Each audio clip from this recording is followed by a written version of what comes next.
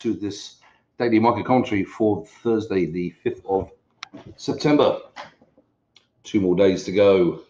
The big one tomorrow, Friday, of course, is US non-farm payroll day. So Thursday before can sometimes be a little bit quieter, maybe a little bit of market squaring up a little bit into that data. Let's see what happened. So quiet start to the day in Asia, and then we had an announcement hit the wires that China and the US had agreed to meet in October for trade negotiations. This seemed to be verified on both sides. And Dow Jones futures immediately rallied 300 points, and the risk-on trades benefit across the board. We're coming in up to 106.75, Euro running up to 110.65, cable up to 123.5, and Aussie up to 68.25. Gold goes the other way, slipping to a low of 15.39 from 50.53 before the US comes in. European equities, FTSE aside, are all enjoying the good news with the DAX up 100 points. All as well as the US day gets going.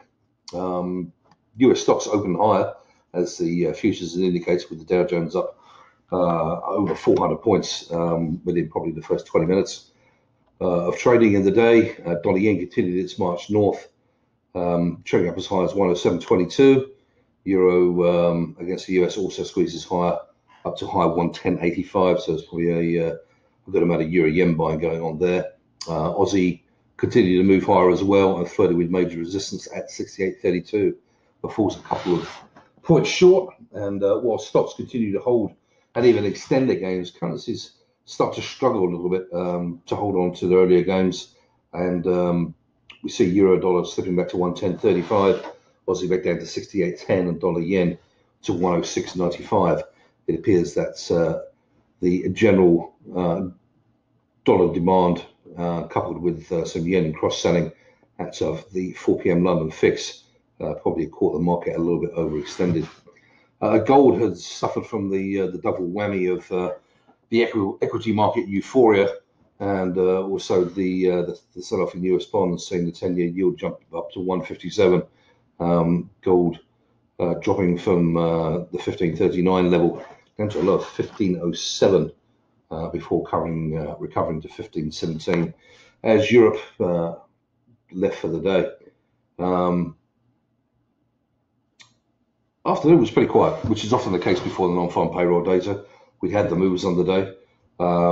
Equity stayed pretty well bid the whole day. Dow Jones closed a little bit off its highs, just below 400, up 372 points or 1.4%. S&P and NASDAQ closed up 1.3 and 1.75% respectively.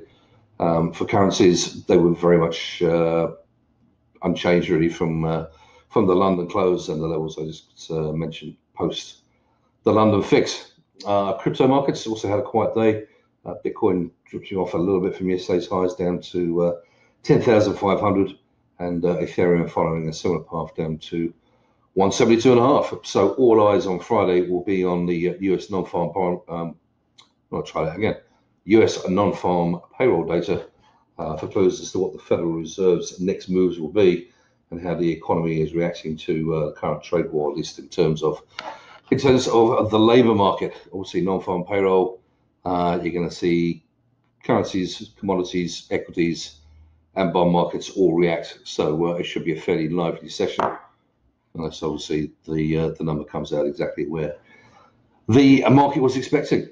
Moving very quickly on to a little technical piece before I close this off.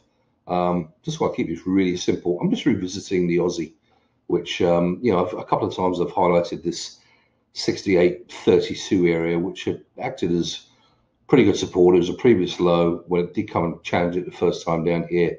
It's gone 1, 2, 3, and finally maybe on the fourth one it's gone through.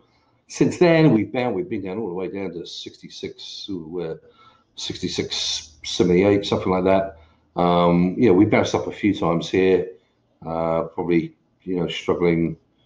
Been up to 68.21. We've been up to 68.15. We've been back up towards 68 figures. So we've had a number of bounces.